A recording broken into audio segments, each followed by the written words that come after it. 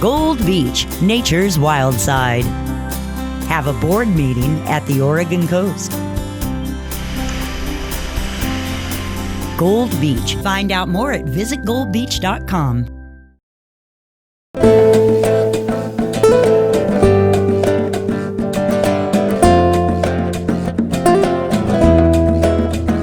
I pledge allegiance to the flag of the United States of America and to the republic for which it stands, one nation, under God, indivisible, with liberty and justice for all. Thank you. You may be seated. Roll call, please. Summarizing position 1. Larry Jack, position 2.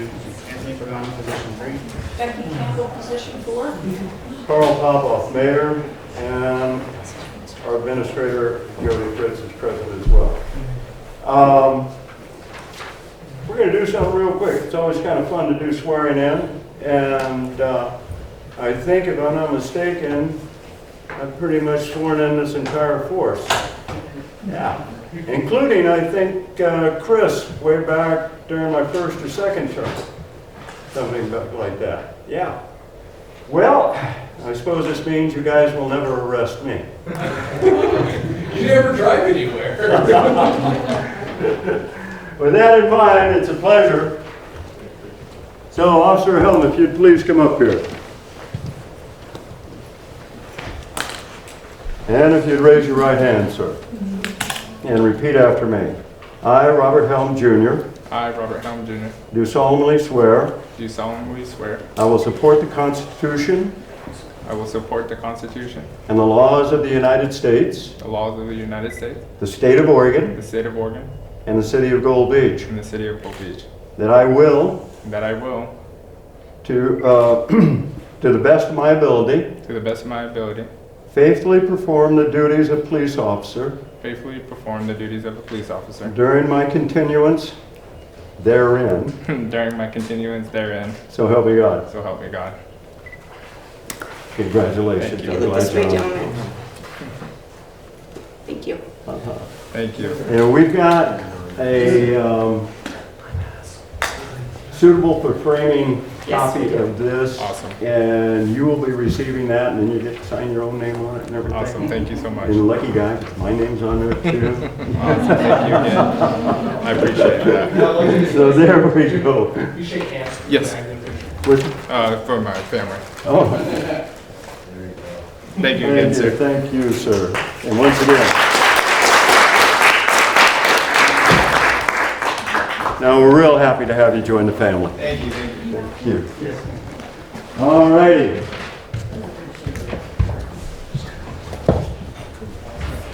Well, those are always fun. It's always nice to be able to do that and to welcome somebody new into our little family or what have you. So right now, I do have a proclamation to make. And believe it or not, I am going to get to it. And this is a proclamation declaring the September... You took it away from me. Sorry.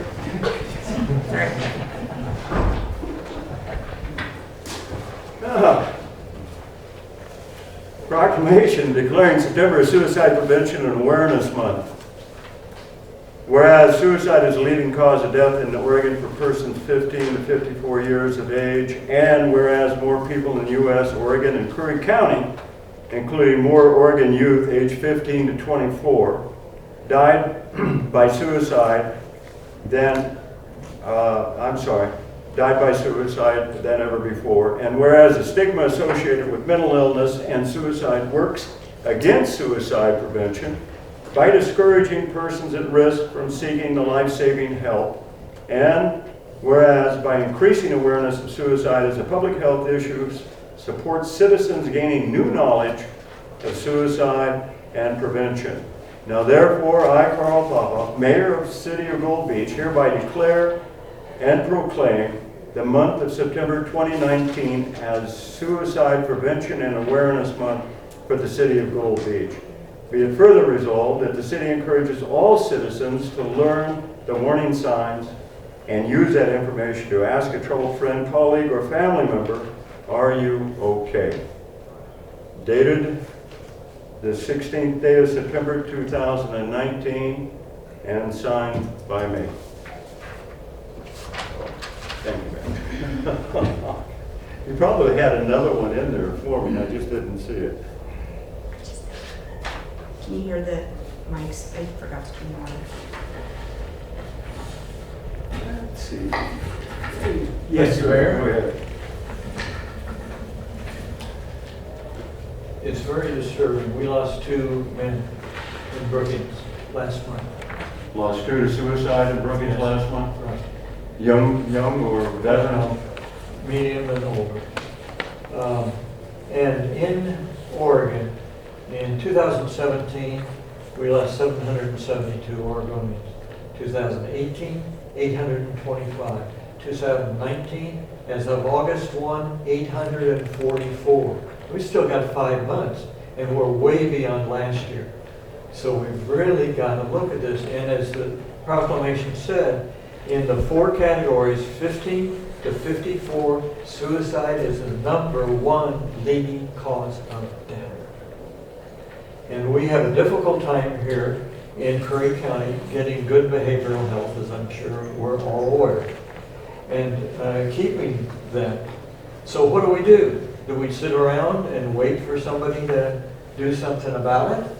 I say no. We have to step up as individuals and really learn the warning signs. I passed out that sheet to all of you to understand what's going on with your family. 82% of kids that kill themselves, their parents had no clue. They thought, not my kid. And yet when they went on their cell phones, they saw how distressed the kids are. We've got to be aware of our family and our colleagues and our friends and our neighbors when they're exhibiting any of the signs. And then, as the proclamation says, are you okay? Not, are you okay in punching them? You know, are you okay? And it's okay to say, I'm not okay. We've got to learn those. We've got to do other things too. Is friends that you haven't talked to in a while, give them a call. Send them a text message. Say, hey, let's have lunch, or let's have an ice cream cone, or coffee. Let's connect. So you bring back people that you really love, but you haven't said, I love you for a long time, or I really care about you. You haven't said that for a long time. And maybe the one man that killed himself, I'd see him once every two months or so in the grocery store. And we'd sit and talk for 10 or 15 minutes about stuff. And he'd send me articles on suicide because he knew it was important. And I didn't pick it up. I didn't see him very often, but I didn't pick up a problem. People close to you pick up the problem and the issues. There's a myth that if you ask someone if they are thinking about suicide or even thinking about killing themselves, that it would increase the likelihood of that happening. And that's going on in this county in all 3 school districts. Just the reverse happens. It brings relief, opens up discussion, reduces isolation, and shows that someone cares. Together we can change the conversation by countering the myths and fear with information and action steps that everyone can take. We all have a role to play in suicide prevention, not only during September, but all year long. In the Reporter and the Pilot and the News and 5 other publications in Curry, Coos, and Delaware County, the 16-page publication was there. If you didn't get the newspaper, talk to your publisher and get one from their shop. It's excellent. It has local resources. It has 84 people and businesses that donated money to make this happen. 41 of them are just citizens like you. And it's really important. It tells you warning signs and gives you a lot of information. I actually got a 1-hour course, QPR, on the internet. Costs $30, and will give you an incredible amount of information about preparing yourself so that you don't lose a friend by not being able to notice and pick up. Commit to breaking the silence by talking about your lived experience with suicide. I think most of us had a friend or ourselves that have gotten to that level. And we have to open it up. Like, I had cancer. I was suicidal at one point in my life. Those ought to be equal discussions in the world and not be afraid to ask, so people that are in crisis don't have to hide. I want to thank you very much for this proclamation. We are at the council meeting, whenever that is, in a day, a few days or whatever. We're attempting to establish a Curry County Suicide Prevention Council, CCSPC, the new acronym. So everybody learn that, CCSPC, because we want to get on top of this program and solve this problem. Take Curry County off of being #1 in the state of Oregon for per capita suicide. We're 30% higher than the next closest county. I want to thank the city for this proclamation, and thank you for this time. It was our pleasure, sir. Thank you for all that you do. By the way, the VA asked that very same question each time that you go in. Yeah. And for an appointment. Yeah. Have you felt like hurting yourself lately or something like that? And hopefully the hospital will start doing that on every discharge, and particularly ER discharges. Yeah. Because it's been proven that we can stop it there. We can get the indicator, 2 questions, and you can determine how much a person's in crisis. That's all it takes. But it takes the time to ask 2 questions and then know what to do with the answer. So we, as part of this whole commission or council, is covering all aspects, at least 23 stakeholders, including students, including lay people, including faith, in addition to medical and first responders and all that. We've all got to get together and solve this problem, because I'm tired of losing friends. And I hope we all are tired of losing somebody. It really impacts a small community. You know, they say, well, you're not losing many people, but those people, all of us know, or we know most of them, you know, and then their families impacted. So I want to thank you all so much. Once again, thank you, sir. Thank you. You're welcome. All right. Mary, I think, might as well, huh? She left. Thank you. Oh, Julie's there. But actually, okay, she Mary went. just gave me this. Oh, thanks. All righty. This is from her, Julia. Well, then we'll just submit that into the record. Yeah. I don't know that we have to go into it or anything. It's from Josephine County, that it's their declaration for housing. Okay. Thank you. All right. Let's see. Okay. Citizen comments. I haven't had anything presented to me other than what Mary Rowe did. And so now we have some citizen requested agenda items. And Aaron Kotson, am I saying that right? Yes. Could you come on up, sir? This is Thank you. And please, yes, that way we can hear you and be recorded. Okay, great. Do you need the spelling of my name? I guess not. It's in the No, agenda. no, if you could just repeat your name. Right, Aaron Kotson is my name. I want to thank Jody Fritz for putting together such an excellent synopsis in the packet for our water issue. Really nice. It saved a lot of time. I'm sure the council understands what I'm here for. And I want to thank the council for allowing me to speak tonight. So I'll be brief. I know it's 3 to 5 minutes. Back in 2009, we bought our property on the east end of Moore Street. It becomes a little stub out for Moore called Fisk. across from the Episcopal Church. And our intention was, when we retired, build and live here. So we were paying on the land, and we were paying water and sewer bills for the first 4 years until the city said, there's no building on the property, let's stop charging you for that. So we thought all along we had water and sewer. In fact, you can see in the street, and Jody, did the employees confirm the sewer so you feel comfortable? There's a big manhole cover that says sewer on it in front of the property. Okay, and Yes. the public works director's here, so yeah.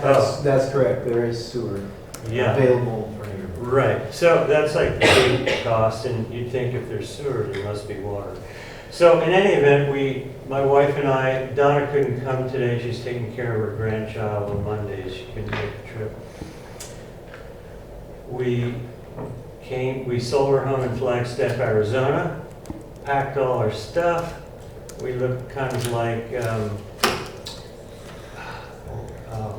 I'll forget that. It was a TV show, but I'm forgetting the name of it, where they got driving to town in their truck with all their stuff. We packed all our things. In fact, the hospital was being built, and we had to keep our stuff in Bandit, and we proceeded to begin the construction planning of our home.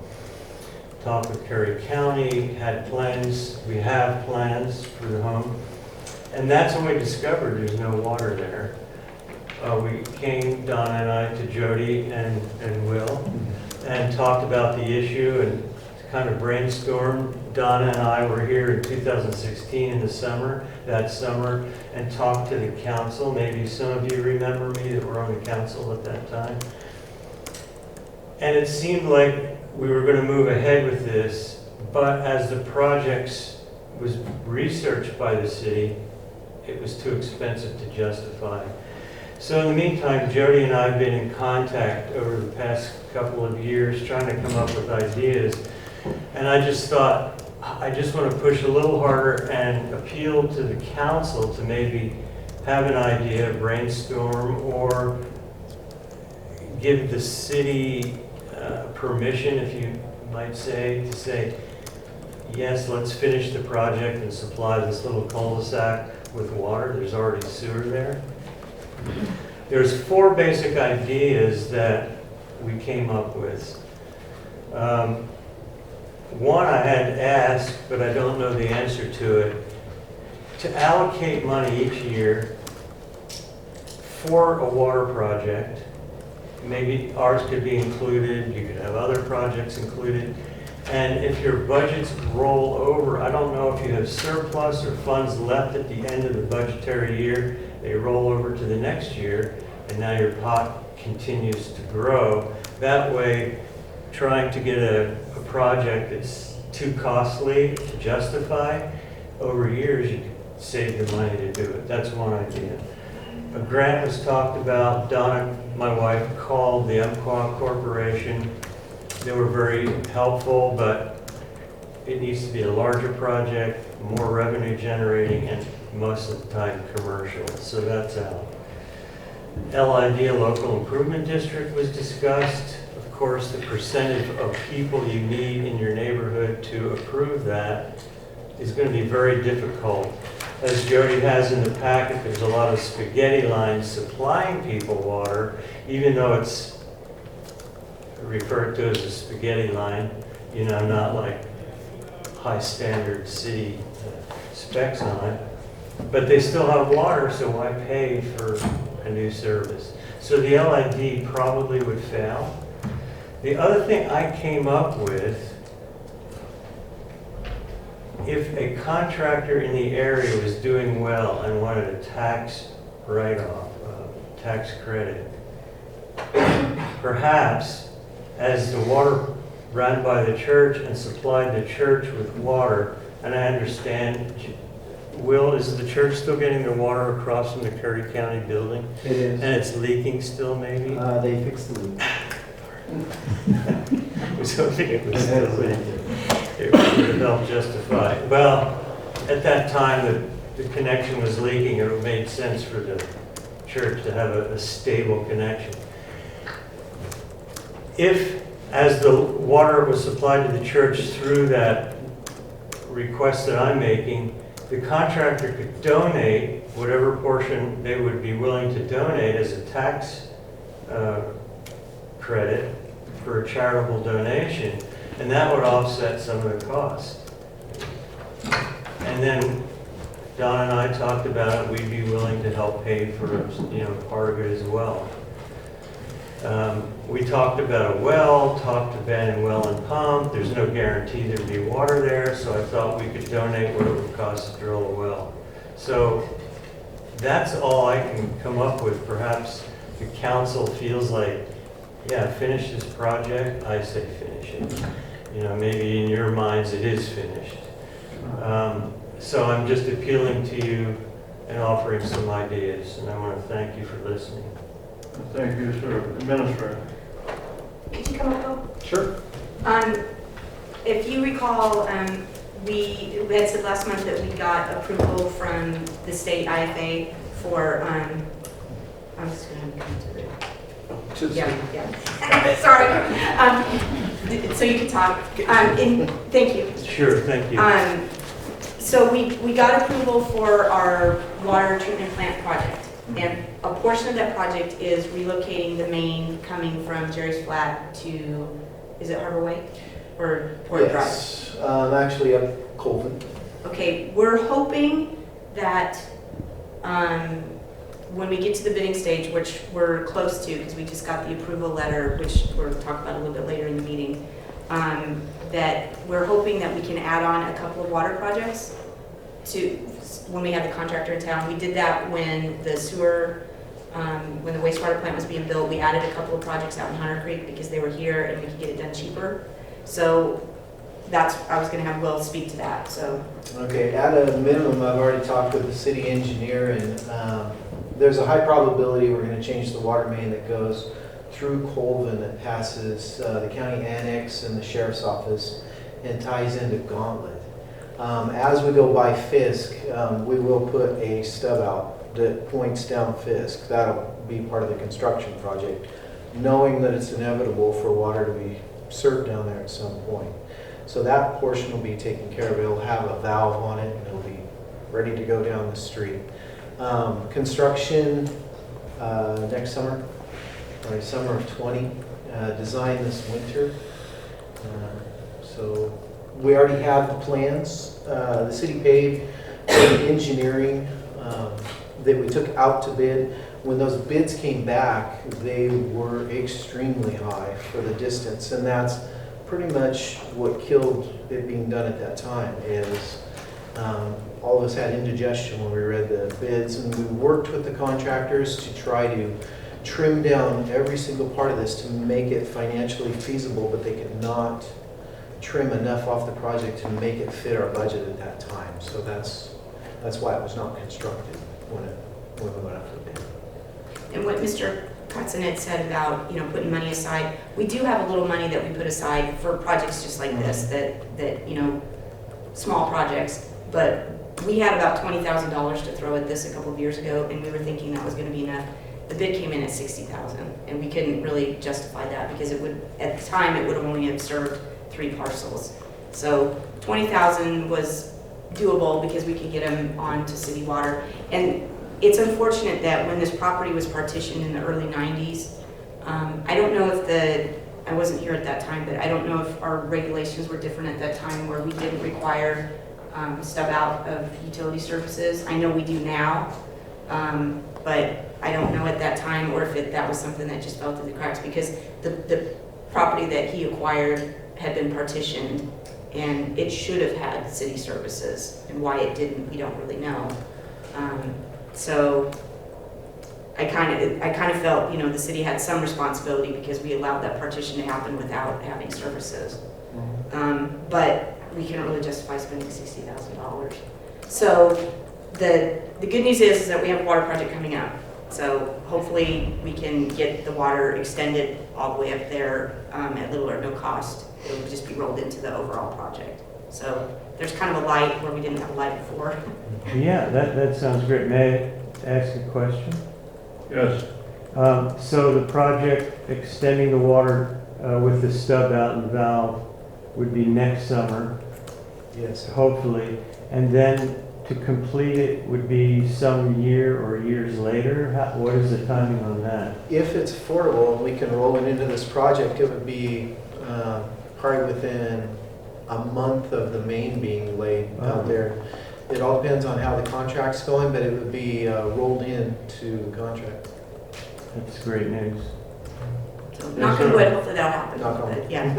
Yeah. Councilor Brown. How many lots will that affect? That will affect, we would probably encourage the church to swing over at some point. We'll actually stub out. Currently, they transverse the county parking lot to get water from Colvin over to serve the church, and that's a long distance with a long easement across the parking lot, whereas we would be within 15 feet with the water main. And so what we usually do is we would put a meter right there in a location where they could easily swing over the service for the church. And so we're talking probably just 4 places, possibly 2 more, with the pastor's house in the back, which is currently fed off of June Street. And so geographics in that area, as Mr. Coates was explaining, everybody's fed from all these different directions. This is spaghetti. And what we would do is we actually be cleaning up some of the services in there by running this water main and just make it more affordable for the property owner, closer, so that they don't have long runs or easements to get water to their properties. Thank you. And, thanks. Yes, Councilor Madison. I have a couple of questions. Do you own, Mr. Coatson, you own tax lot 127? Is that right? No, You no. own 130? 130. You don't own 127? Yes. First name Dante. Maybe I have it on my phone. He used to be a real estate agent. Yeah, I know who you're talking about. It Yeah, looks like one of those parcels is for sale and that's not yours. it is. We threw up our hands and thought, we can't keep waiting. So probably not going to sell, but we thought we'd put it on the market anyway. And regardless of whether Mr. Kotzen owns it or not, we need to solve the problem. Otherwise, we're going to have the same problem with the new owner. Yeah, and But, top of that, we've been into the housing thing and what have Yep. you. yep. So anything that we can do to go ahead and help that along, we should be doing. Yeah, but we definitely need to fix the infrastructure right there. Right. Any further questions?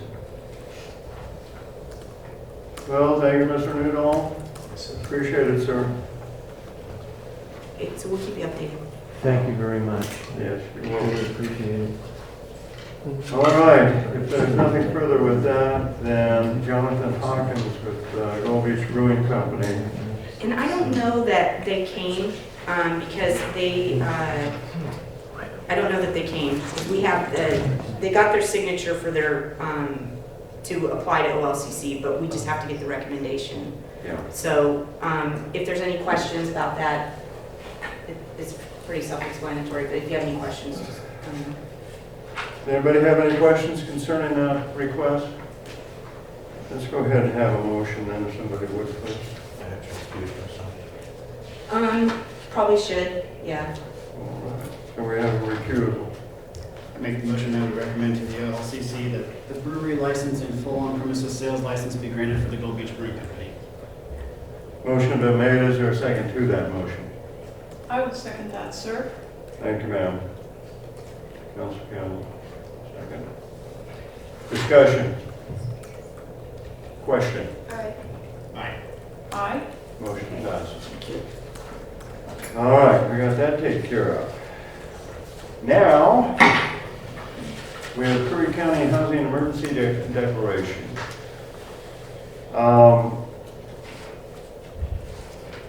And, can, Yes, go ahead. were you here to speak on that, Julie, or were you just here for the meeting? I'm here in case there's questions, or if you want me to speak, I can speak. All right, thank you, Julie. I kind of thought you'd be up speaking, but that's okay, you don't have to. I think it's pretty well notated down here. Real quickly, council, I'm going to give you my feelings on this. It is true that we have been doing and looking into this problem as much as we possibly can. I honestly believe that working in unison with the county, it can't hurt us as far as being able to make a proclamation or, but to show that unity with the rest of the county. Brookings has already gone ahead and done it. I do not know what the situation is concerning Port Orford, but for the sake of unity, I would recommend it. But needless to say, the decision is yours. So if you would, I'm going to throw it open. Yes, ma'am. Excuse me. Councilor Kaufman isn't here tonight, but she did send a couple of comments, and I made copies of those for you. I'll just read it real quickly. I would be in support of a resolution that supports the county resolution. I will not be able to be at the October meeting, but can probably attend via phone. After communicating with several people, including Julie Schmelzer, I now understand why the county believes it needs this declaration. In a nutshell, it gives them some bargaining power with DLCD to allow some minor amendments to the county ordinances to allow some types of housing not already allowed, like accessory dwelling units, with some modifications or even a name change. I could assist Administrator Fritz with the language if the council would like to move forward. And that was one of the things I said in mine, that if you guys decide that you want to move forward, my preference would be that we craft our own and not just adopt what Brookings did. But that, again, that's you guys, it's up to you, so. Well, yes, Councilor Brown. I think we should support it also, at least a letter of support or a declaration of support. I think that's what Brookings meant to do. Yeah. We're all in the same boat together when it Yeah, really right. comes right down to it. Yeah. Any further discussion? Councilor Campbell, you look as if you want to say something.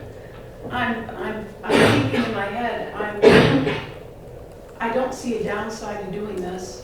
I'm trying to think of unintended consequences from our actions, and I can't see any reason not to, especially with our administrator in our packet listing. It's not like we're not moving in that direction. It's not like we're taking proactive steps to alleviate this problem. You know what I mean? It's not giving us a black eye by doing that. Thank you, ma'am. Is there any further? Councilor Madison, you also look as if you had something to say. I support it, and if we want to amend it to fit the needs of Gold Beach specifically, I'm not opposed to that one bit. Thank you, ma'am. Okay, so how would you feel about, actually I'd kind of like Councilor Madison, because you've been involved with the housing thing. Accuse myself? No, actually I'd like, if you and Councilor Kaufman would work together to come up with some language, and then I can put it in a resolution form for you guys. Then we're gonna have it next month. Yeah. Okay. If you're okay me volunteering you to do that. Absolutely. Yeah. So I'll tell Julie, Councilor how does that sound Kaufman. to you? That sounds great. Okay. Good. All right. I think we've got that pretty much taken care of too, unless there is anything further to add to the discussion. All right. Put on my trusty glasses here. And Charter Spectrum cease and desist letter. Administrator, we haven't heard anything back from what I understand. Actually, they called today. Oh, all right. Thank you for being here. Thank you, Julie. Marion Jackson called this afternoon, and she called.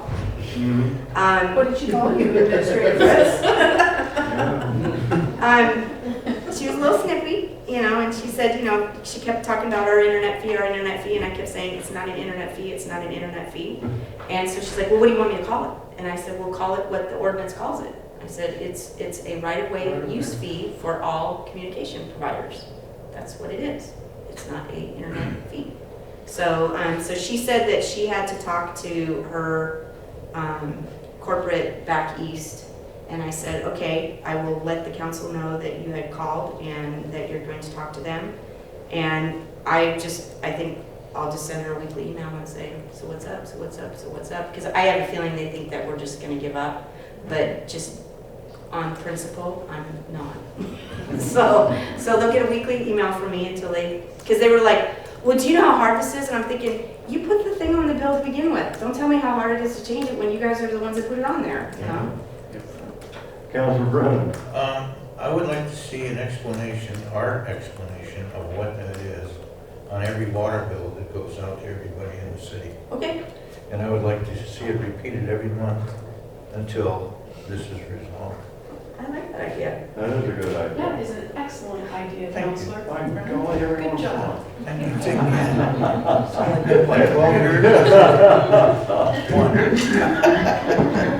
Thank you, Councilor. No, that was a very good idea. That is a great idea, Councilor Brown. All right. And I will let Ms. Jackson know that is what we're going to be doing. Exactly. Yeah. Thank you. Sounds good. Okay, well, we got that taken care of right quick. Yeah. I like it. Yeah, so do I. Status of burned dwellings on 6th and 11th Street. Looks like most of that stuff has been taken care of, or there is work being done. 6th Street looks great. Yeah. It's all clean and tidy, and if you recall, the concern that the owner had was that if it were removed, that they wouldn't be able to replace it. I did send them a letter and say that yes, they have the ability to replace the dwelling. So they got it all cleaned up. The one on 11th Street, they had a house fire at the end of April. So the pictures that are in there were taken in May, just shortly afterwards. So they have made some progress. So I don't know, as long as they're making progress, that we need to go after the dangerous building thing, but it is up to the council how you would like to proceed. This picture here, this is the one that is current, right? Pardon? Is this the current picture? Yes, this was taken on Friday. Right. Okay. Well, by just looking at that picture, I know that work is being done, and I know, of course, given the circumstances, that a lot of trauma went into everything, as far as fire and everything. But with this hole here and what have you,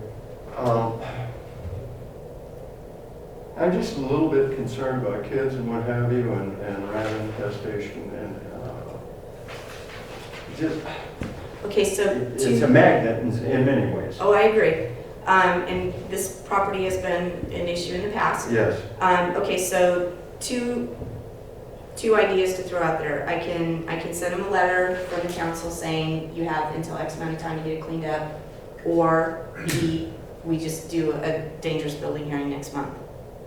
Whatever you want to do. Yeah. I'm okay with either one of those. I'm okay with either one of those. All right. Yes, ma'am. Or how about in the alternative that we send them a letter that if it's not cleaned up by next month, it will be on the agenda as a dangerous building. That would not be a bad idea. I think that would be a nice compromise. Councilor Campbell. I was just gonna recommend that you send them a letter, because the dangerous building designation, when they blow that off, which generally happens, then the city has to spend taxpayer money to clean it. Yep. And I'd rather not go there and spend that money if we don't have to. So let's send them the official, certified, sign your life away, receive the letter, clean it up. And then if it doesn't happen, we can spank them. Okay, so I'll give them till, so our next council meeting is the 14th, so we'll say if it's not completely removed by the 11th of October, then on that Monday, it's going to be on the agenda. May I ask, Administrator, when the house burned? It was at the end of April. I want to say Yeah. like April 28th, something like that. It was towards the very end of April. So that was 7 months ago? Yeah, Okay. it's been a while.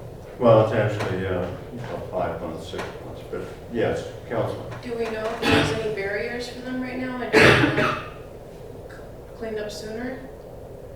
No, but then again, We've had ongoing issues with this property right. on many other years. issues in the past. And so depending on who you talk to, if you talk to the property owner, yes, they have barriers. If you talk to city staff, they appear to do everything else in their life fine. So I was actually pleasantly surprised to see this much had been cleaned up, because their track record is not that good. So, so I'll send a letter and say, if it's not completely clean by the 11th, Monday the 14th, that you're on the agenda. So, and that gives me time to publish and all that. You know, it is, well, maybe if nothing else, yeah, that might not be. I was just thinking along the lines that they might not be able to, and my primary concern, of course, is getting it cleaned up, but making sure that what is remaining there, the big stuff that's remaining there, the most dangerous stuff, is taken care of quickly and make that a priority. Yeah, what you got in mind? I can tell you what I've gotten done on my own trailer in the last 2 weeks, all by my lonesome. So yeah, I don't think this is going to be a problem for. All right, thank you, Matt. Yeah, that sounds good.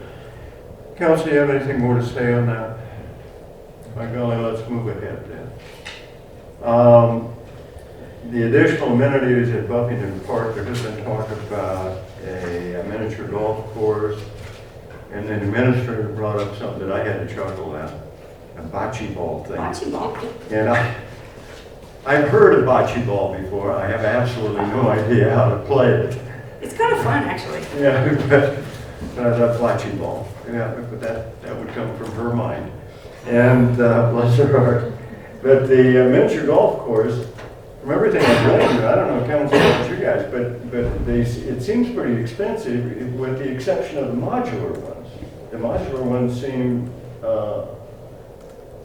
they take up less room, and you can actually pick them up and get them out of the way. Well, I think that, and this was Councilor Pagano's idea, so obviously let him speak to it. But when I was talking to staff today, one of the concerns, obviously, that we always have is vandalism. Right. So if we were going to do something like that, it wouldn't be able to be like one of the cutesy ones with like windmills and things like that. Right. It would need to be concrete and maybe have little ramps and stuff. But it would have to be bulletproof because people So it would couldn't be vandalize it. modular. No, it would need to be pretty bulletproof to keep people from destroying it. But that doesn't mean it can't be fun. Well, that would be fun. My idea on it was to actually, I kind of walked it around, and there probably fit about 9 holes in there, right behind where the softball field is. And I was planning on trying to go and get funding for this, not actually have it be through the city, but just on city property where we would maintain it. But it would be the concrete, it would have little ramps, holes, things like that, but no windmills, anything like that. Keep costs low, just something for older kids to go in there and do. And we can paint it so that it would be, so it wouldn't look like just like concrete, but. You can put rocks in between spots where they have to hit it around and. Councilor Brennan. I think it's a great idea. I like the idea. It's nice to have something, it would be nice to have something more out there to have, for kids and families and what have you. It's a nice, people like miniature golf. Yeah. Councilor Campbell. I like the idea. I think it's great. My question to Councilor Pagano is, I like the idea of fundraising, outside fundraising, but would the city still build it? I don't know. I just wanted to try and get the go-ahead on doing some more research if it was something the council would be interested in.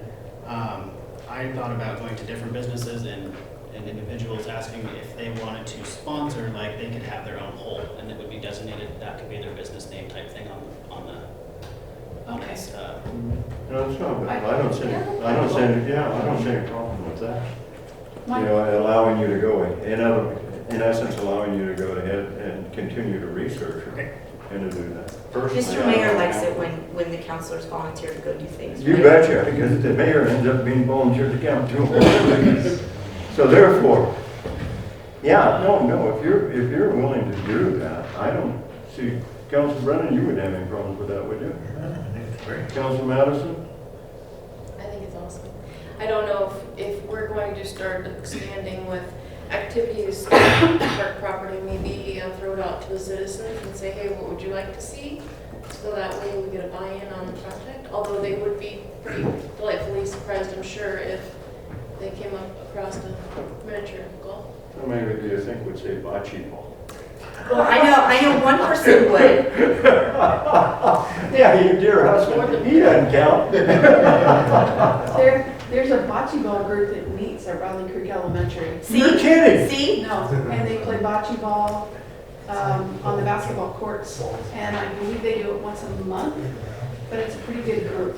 Oh, for crying And out I've been loud. invited to go down and. Besides play bocce ball. them and the pickleball people, for crying out loud.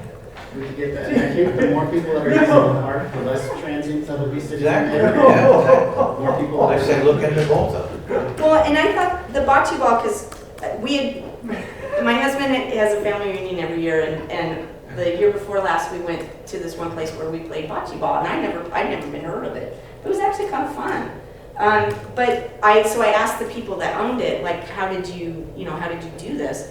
And it didn't seem like it was that difficult, it's It basically. doesn't look like it, there's, be an awful lot to being able to Yeah. play together, And not a lot of maintenance either. It's just, you just dig it out and put it in the crushed rock, and then it has like a cap of a certain type of rock, and then that's it.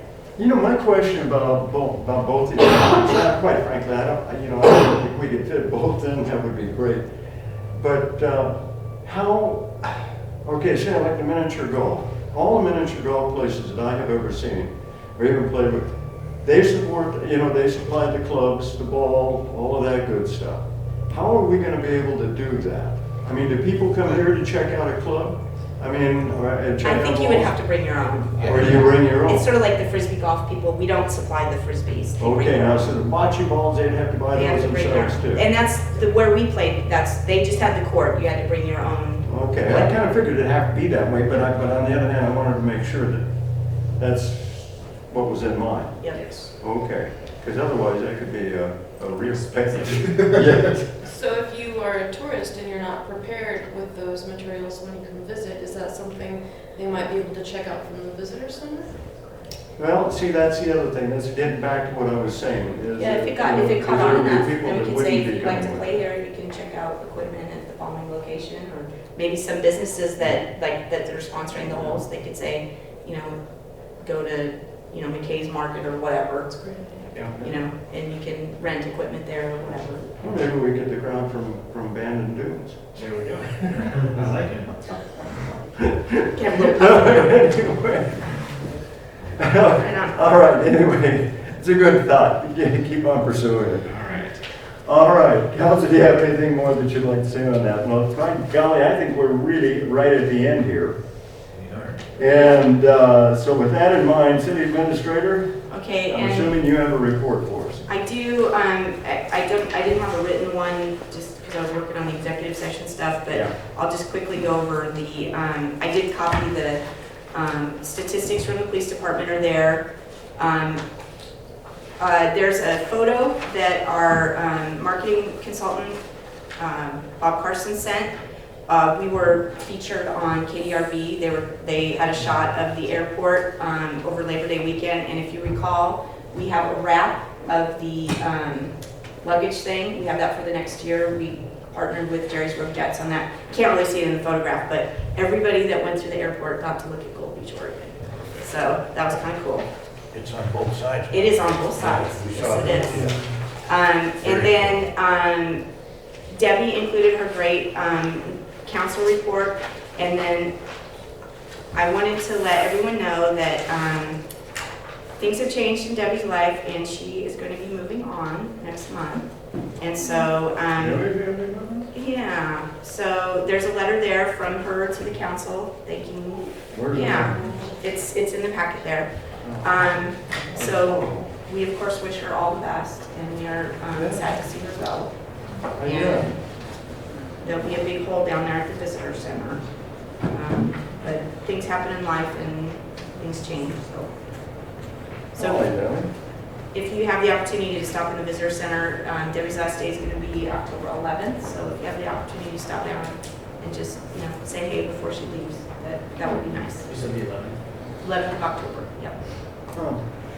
And then we haven't got the official in the mail letter, but we have the email official letter from Business Oregon that we did get approved for our loan, and it has the terms in there. The award consists of a loan of $3,470,000 and a forgivable loan, which is basically a grant of $530,000. Interest rate on the loan will be 1% for a maximum of 30 years, which is awesome. And so they sent us the final stuff, and Will and Aaron Speakman from Dyer are working on the information that they need. But so we got awarded, yay! So hopefully we can start constructing next summer. Awesome. And that is all I have. And then also, as I mentioned earlier, doing home repairs that are still not done, and it's raining. So I've been in and out of the office, so I'm trying to keep on top of things, but if I'm not here and you guys need me, you know where to find me. Well, Hopefully I will be done with the construction project. I'm never worried about you being able to get the stuff done. So bless your heart, do what you have to do. Council Madison, do you have anything that you'd like to comment on? Yes. A list again? Yes. No. Let's see. We saw Will a couple of weeks ago about the RV dump that we have down by Public Works, and the hoses had to be removed because we've had folks taking advantage of that free service, Oh, yeah. leaving the water on, and then so Will removed the hose and then left a bucket there in hopes that that would help folks still flush their tanks. And the buckets have gone missing. So the alternative at that point was to take away the service or shut it down entirely. So kind of a really bad time of year, unfortunately, to have that happen. So we talked about maybe putting some signage up, directing folks to a port where they can pay a few bucks to have that done. And discussed putting up maybe an Iron Ranger or some kind of service equipment that people could pay for the service there, maybe alternatives. But unfortunately, that service has been taken advantage of and vandalized to the point where it's had to be shut down. So that was kind of disappointing. But at least we have an option with the port. There's been a whole lot of transient activity at the parks lately, the Buffington Park anyways. People have picked up other people's clothes, parents smoking at the entrance of the park while their children play unsupervised. Needles and razors in the parking lot. Unfortunately, we had a citizen turn in some methamphetamine that was found at the park last week. And so I'm concerned for the safety of our park, and so I'm wondering if maybe we should consider, I know at one point we had it on our list to form a Parks and Rec district, and I don't know that we want to revisit that at this time, but I'm wondering too, since we are pretty strapped with resource and staff, if maybe we should consider maybe a Friends of the Parks committee or a group that would maybe help identify some resources for mitigating any further destruction to our park. You know, the bathrooms was a big deal, and it only takes a couple of people to run that for everybody. So maybe we could look at bringing a host back on site. I don't know, but I definitely think it warrants conversation before things get worse. And Before you go further, yes. that was a terrific idea, by the way. The Friends of the Park type of thing. The host, we had a host on there for quite some time, in the little park market. The first host and hostess were really quite good. They took care of many, many things out there. In fact, they also took care of maintenance of the park and whatever. The second one kind of hit a little bit. It's unfortunate. And then we ended up, and this is while I was out on it, that was removed. That parking lot was removed. You know, in a way, it would be nice to have a host out there. I mean, somebody that was really active. Because like you, I'm feeling the same thing. I'm seeing the same thing when I go down there. You know, picking up stuff, throwing it away, what have you. And, I don't know. I'm sorry. Go on, please. So I'll end on a positive note. This means it's the last thing on my list. Been having conversations with Brad. I mentioned to you guys last month that I had some kids message me and say, hey, can you make our skate park bigger and better? So I was really excited about that because that means they're not looking for other means of expressing their energy into maybe getting themselves in trouble. So been visiting with Brad Wood, and he's got a lot of information that he's going to bring, and we'll talk about his vision and what role the city might be able to play. I know we kind of touched vaguely on that, but once him and I can get a packet together to present to the council, then we can take a look at that and see what role we might want to play in that. Thank you. Hmm? Is there anything more? No. Yeah. I think Chief Wood had something to say about. Well, I was going to ask Chief Wood if he would come up here, sir. And the reason I was going to ask him dealt specifically with the police and what sort of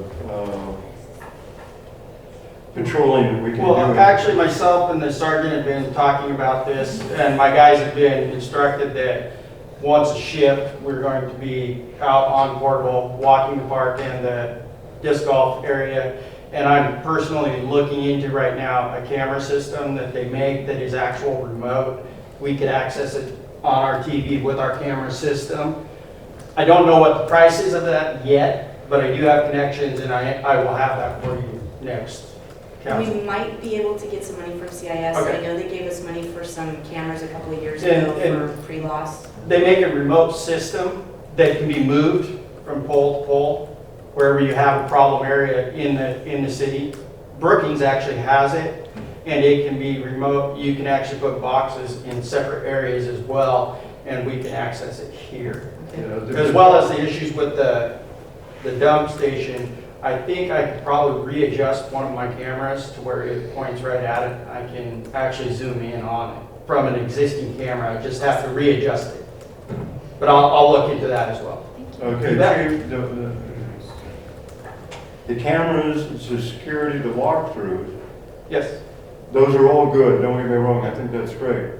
And with Brookings having that security system within their park, the big difference between Brookings and us, they have 24-hour coverage, we don't. Correct.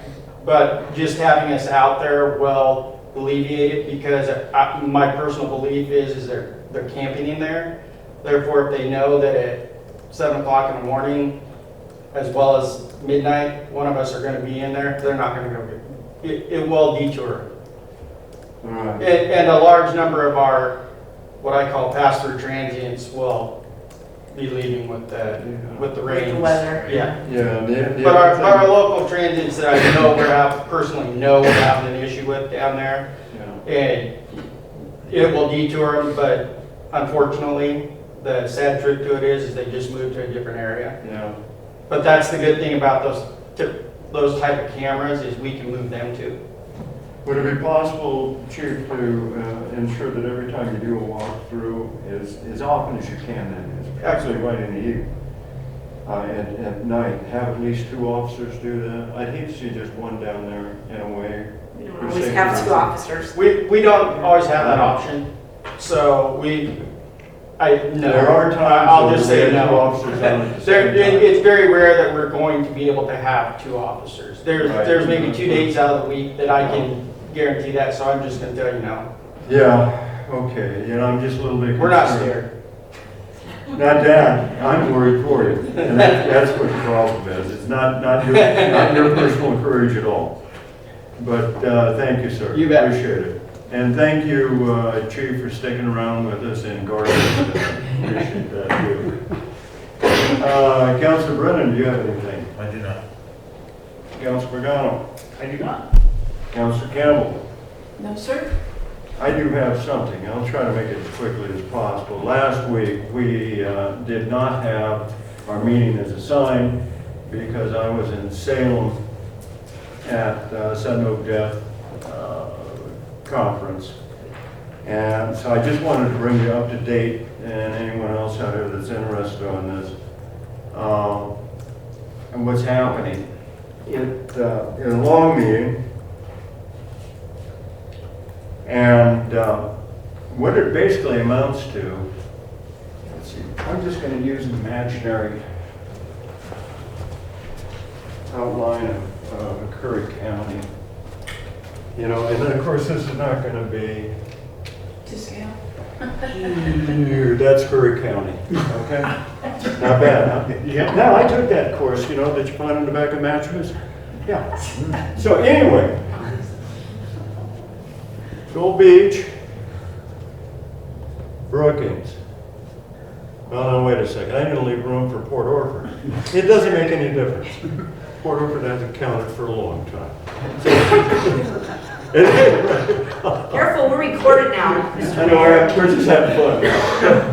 Okay, let's go ahead. The sudden death syndrome, council and everyone, is really concentrated in this area. Now there are all sorts of outbreaks of it, all through, take this back, this back, this back, all through this area in here. There are a few splotches and places right around in here like that. We are fortunate right now in that it hasn't reached within 7 miles of the Rogue River. If it reaches the Rogue River and jumps over it, this whole county is in big jeopardy, all right? Because economic value, a lot of different things. Because each one of these trees, when they get infected, they have a 600, used to be 300, 600-foot perimeter around them, a quarantine area as well. The problem being that if they, the spores are windblown, and they usually go during the winter and what have you. But the ones on the ground, they stay in the ground for almost forever. So those things are very, very difficult to kill. What happens then is that when the wind blows, and there was talk about building a great big old fire break here, about $3 million worth of fire break. We don't have that much money. I mean, maybe one time. They say that it would be good for maybe 3 years, and then it'll jump over the, and so then you go to the next step. Well, we're only looking at basically at $1.2 million, something like that, that we can honestly, you know, we put a little bit more in each year, and that's not even for certain money or anything along those lines. What I suggested, and a few others, after talking to a representative from South Coast Lumber, who claimed and said, okay, this place in here is toast. They won't even go into it. They won't do anything with it. The idea then to be to protect as much, and that's one reason I'm bringing this up, is because I'd like to have your opinions and your comments on it as well. Anybody else out here as well too. Is to go ahead, basically let that alone. Just let it kill itself. We can't do an awful lot about it. And it costs a lot of money to go ahead and quarantine, and then the only way that you can really effectively destroy it is either burn the tree down, fill it full of phosphorus or something like that. But that does not kill the spores that are already on the ground. You know, the chances of them being relocated to another place by people tramping through there and what have you is pretty slim, but it is possible. I made sure and I asked about that. It is a possibility. So just leave this stuff alone. Let it spend the money that you have eradicating isolated areas that are to the north and to the east. And get rid of that stuff. That's about to me, is the most efficient way of spending the money and at least being able to contain. Because I don't see where we can stop it, really. I mean, by that I mean put an end to the infestation. But what we can do is to prevent it from going any further, like that. I don't know, that's kind of it in a nutshell. I did want to bring you all up to speed on that because I had to sit through that doggone meeting. And if I had to sit through it, you guys are going to sit through a little bit with me. So, at any rate, that's it kind of in a nutshell. It is definitely a problem. Right now, it is still contained solely to Curry County.